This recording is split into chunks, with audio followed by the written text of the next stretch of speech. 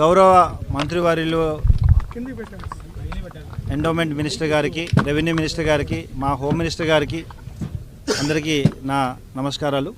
తిరుపతి జిల్లాలో ఎక్కువగా national highways, state highways, దాదాపు 7 national highways, 12 state highways get అవుతున్నాయి. ఎక్కువగా ప్రయాణికులు, భక్తులు వచ్చి వెళ్తుంటారు కాబట్టి వారి టైం బౌండ్లో వెళ్ళడం వల్ల ఎక్కువగా యాక్సిడెంట్స్ అవుతున్నాయి. దాదాపు 500 మంది లాస్ట్ 1 ఇయర్లో యాక్సిడెంట్స్లో చనిపోవడం జరిగింది. ముఖ్యంగా రేషన్ నెగ్లిజెంటు, లేదంటే డ్రంక్ అండ్ డ్రైవ్, తర్వాత రాంగ్ సైడ్ డ్రైవింగ్ చేయడం వల్ల, హెల్మెట్స్ లేకపోవడం వల్ల చనిపోతున్నారు.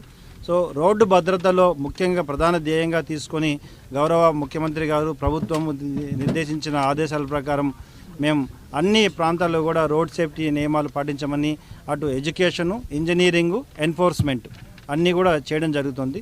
అందులో భాగంగా ఎన్ఫోర్స్మెంట్లో భాగంగా నో హెల్మెట్ నో పెట్రోల్, అంటే అందరూ ఎక్కువగా వ్యక్తులు ఈ 2 వీలర్స్లో చనిపోయే వాళ్ళందరూ కూడా హెల్మెట్ లేకపోవడం చనిపోతున్నారు.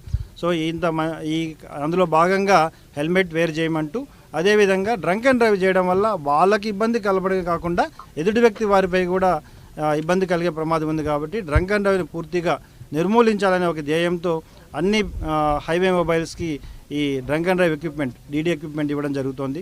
అదేవిధంగా అన్ని పోలీస్ స్టేషన్లకి డీడీ ఎక్విప్మెంట్ ఇస్తూ ప్రతి ఒక్కరు కూడా డ్రంక్ అండ్ డ్రైవ్ టెస్ట్ చేసి ఎవరైతే డ్రంక్ అండ్ డ్రైవ్ దొరుకుతారో వారిపై డ్రైవింగ్ లైసెన్స్ క్యాన్సిల్ చేయడం, వారు ఇంకా ఎక్కువగా మోతాదులో తాగి దొరికితే వారి యొక్క